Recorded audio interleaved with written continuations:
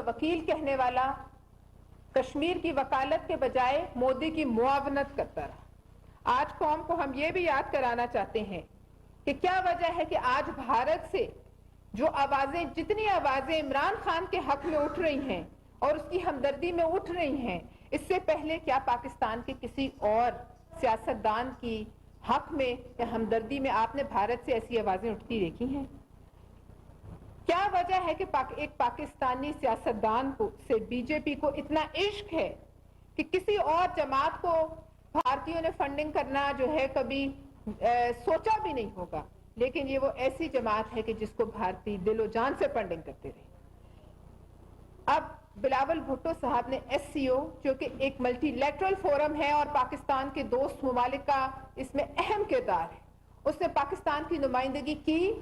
بہت اچھی کی اور کرنی چاہیے تھی۔ یہ صرف بھارت کا ایجنڈا ہے کہ پاکستان کو عالمی تنہائی میں دھکیلا جائے، اور یہاں عمران خان کا ایجنڈا ہے کہ وہ اس معاملے میں بھارت کی معاونت کرے، لہٰذا وہ اس بات کو اس نے تماشا بنائے ہوئے ہیں اور پاکستان کے عوام کے ذہنوں میں یہ جو زہر بھرتا رہتا ہے، یہ اس معاملے پر بھی اپنا کردار ادا کر رہا ہے، اور اپنے ایجنڈا کی تکمیل تک یہ جو ہے اس کو تکلیف رہے گی کہ کیوں اس کے ایجنڈا کی راہ میں یہ رکاوٹ آئی کہ ایس سی او میں پاکستان کی نمائندگی ہوئی۔ ہم ان کو نالائق سمجھتے تھے، لیکن ہم غلط تھے۔ یہ بات میں اعتراف کرتی ہوں کہ ہم غلط تھے، یہ نالائق نہیں ہے، یہ سخت سازشی، مکار، عیار اور خطرناک ہے، اور انہوں نے سچ کہا تھا۔ ایک بات اگر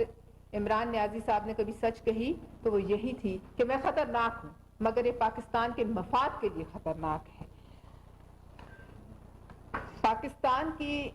ایس سی او میں جو اہمیت ہے اس کو سیبوٹاج کرنے کی جو بھی کوشش ہو رہی ہے، اس میں آج ان کا بہت بڑا ہاتھ ہے۔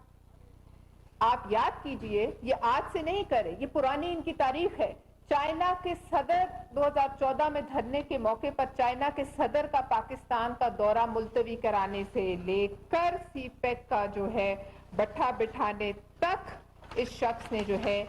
کوئی ایسا موقع نہیں جانے دیا جب پاک چین جو ہے تعلقات پر کاری ضرب اس نے نہ لگائی۔ میں آپ کو یہ بھی کہنا چاہتی ہوں کہ اس کو اور ان کی جماعت کو یہ علم نہیں کہ ملکی مفاد اور قومی مفاد میں کیا فرق ہوتا ہے۔ ان کے لیے اپنے ذاتی مفاد اور قومی مفاد میں کیا فرق ہوتا ہے۔ ان کے لیے ان کا ذاتی مفاد ہو تو یہ اس کی بھیٹ پوری قوم کو چڑھانے کے لیے ایک منٹ بھی نہ سوچیں۔